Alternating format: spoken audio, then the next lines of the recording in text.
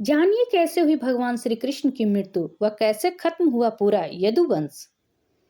महर्षि वेद व्यास ने महाभारत की कहानी को 18 खंडों में संकलित किया था। युद्ध के पश्चात भी बहुत कुछ ऐसा रह गया जिसके विषय में जानना बहुत जरूरी है। 18 दिन चले महाभारत के युद्ध में रक्तपात के सिवा कुछ हासिल नहीं हुआ। इस युद्ध में कौरवों के समस्त कुल का नाश हुआ, साथ ही पांचों पांडवों को छोड़कर पांडव कुल के अधिकांश लोग मारे गए। लेकिन इस युद्ध के कारण युद्ध के पश्चात एक और वंश का खात्मा हो गया। वो था श्री कृष्ण जी का यदुवंश। महाभारत और कौरवों और पांडवों के बीच हुआ युद्ध का वो रूप है जिसमें कुरुक्षेत्र की मिट्टी तक लाल कर दी थी। कहा जाता है इस भयंकर युद्ध में इतने लोगों ने अपनी जान गंवाई थी कि आज भी उनके लहू से कुरुक्षेत्र, जहां महाभारत का युद्ध लड़ा गया था, की मिट्टी का रंग लाल ही है। महर्षि वेद व्यास ने महाभारत की कहानी को 18 खंडों में संकलित किया था।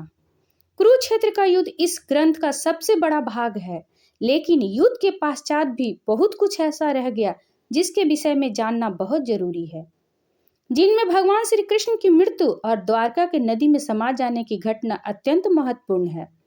मौसल पर्व 18 पर्वों में से एक है जो 8 अध्यायों का संकलन है। इस पर्व में भगवान कृष्ण के मानव रूप को छोड़ना और उनकी मृत्यु के पश्चात उनकी नगरी द्वारका के साथ घटी घटना का वर्णन है। आइए जानते हैं क्या छिपा है मौसल पर्व की कहानी के भीतर। यह घटना कुरुक्षेत्र के युद्ध के 35 साल बाद की है। कृष्ण की द्वारका नगरी बहुत शांत और खुशहाल थी, जहां युवाओं के भीतर चंचलता बड़ी ही सामान्य थी और वो भी भोग विलास में लिप्त रहते थे। एक बार कृष्ण के पुत्र सामने को एक शरारत सूझी। स्त्री का वेश लेकर वह अपने दोस्तों के साथ ऋषि विश्वामित्र, दुर्वासा, वशिष्ठ और नारद से मिलने गया। वे सभी भगवान श्री कृष्ण के साथ एक औपचारिक बैठक में शामिल होने के लिए द्वारका आए थे। स्त्री के वेश में सामने ऋषियों से कहा कि वो गर्भवती है।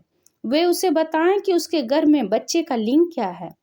उनमें से एक ऋषि ने इस खेल को समझ लिया और क्रोधित होकर शाम को श्राप दिया कि वे लोहे के तीर को जन्म देगा, जिससे उनके कुल और साम्राज्य का विनाश होगा। शाम ने यह सारी घटना उग्रसेन को बताई। उग्रसेन ने शाम से कहा कि वे तांबे की तीर का चूर्ण बनाकर प्रभास नदी में प्रभावित कर दें। इस तरह उन्हें उस श्राप से छुटकारा मिल जाएगा। शांबा ने सब कुछ उग्रसेन के कहे के अनुसार ही किया। साथ ही उग्रसेन ने भी ये भी आदेश दिया कि यादव राज में किसी भी प्रकार की नशीली सामग्रियों का ना तो उत्पादन किया जाएगा और न ही वितरण। इस घटना के बाद द्वारका के लोगों ने विभिन्न अशुभ संकेतों का अनुभव किया। सुदर्शन चक्र, कृष्ण के शंख, उनके रथ और बलराम के हल का अदृश्य हो जाना, अपराधों और पापों की बढ़ोतरी होना, लाज शर्म जैसी चीजों को समाप्त हो जाना, चारों ओर अपराध, अमानवीयता और पाप का साया था। बुजुर्गों और गुरुओं का असमान, निंदा, द्वेष जैसी भावनाओं में उल्लेखनीय बढ़त आदि सब द्वारका के लोगों का जीवन बन गया था। यह सब देखकर भगवान कृष्ण परेशान हो गए और उन्होंने अपनी प्रजा से प्रभास नदी के तट पर जाकर तीर्थ यात्रा कर अपने पापों से मुक्ति पाने को कहा। सभी ने ऐसा ही किया, परंतु जब सभी यादव प्रभास नदी के किनारे पहुंचे तो वहां जाकर सभी मंदिरा के नशे में चूर होकर भोग विलास में विलिप्त हो गए। मंदिरा के नशे में चूर सात्तायिक कृतवर्मा के पास पहुंचा और अश्वत्थामा को मारने की साजिश रचने और पांडव सेना के सोते हुए सिपाहियों की हत्या करने के लिए उसकी आलोचना करने लगा। वही कृतवर्मा ने भी सत्यायिक पर आरोप मढ़ने शुरू कर दिए। बहस बढ़ती गई और इसी दौरान सत्यायिक के हाथ से कृतवर्मा की हत्या हो गई। कृतवर्मा की हत्या करने के अपराध में अन्य यादवों ने मिलकर सत्यायिक को मौत के घाट उतार दिया। जब कृष्ण को इस बात का पता चला तो वे वहां प्रकट हुए और एरिका घास को हाथ में उठा लिया।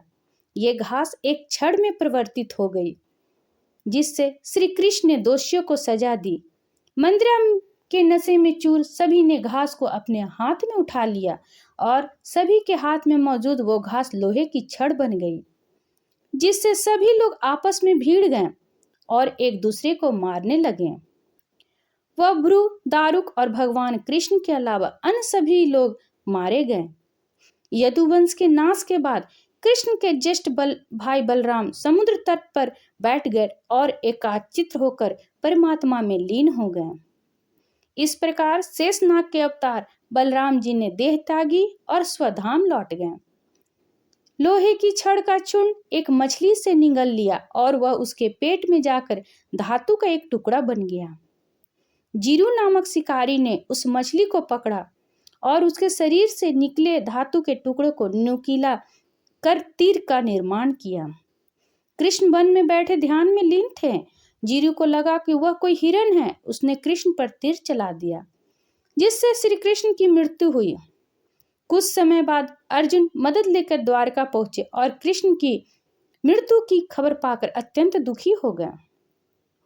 कृष्ण के जाने के बाद द्वारका में उनकी 16,000 रानियां, कुछ महिलाएं, वृद्ध और बालक की शेष रह गए। वे सभी इंद्रप्रस्थ के लिए रवाना हो गए। उसके बाद उस क्षेत्र में सभी देवता और स्वर्ग की अप्सराएं, यक्ष, किन्नर, गंधर्व आदि आए और उन्होंने श्री कृष्ण की आराधना की। आराधना के बाद श्री कृष्ण ने अपने नेत्र बंद कर लिए और वे सशरीर ही अपने धाम को लौट गए।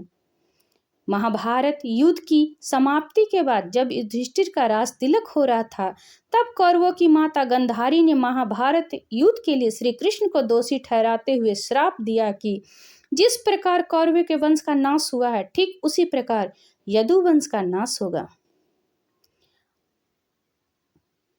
आशा करती हूँ कि ये वीडियो आपको पसंद आया होगा। इस वीडियो पर आपकी क्या राय है, कमेंट करके जरूर बताइएगा।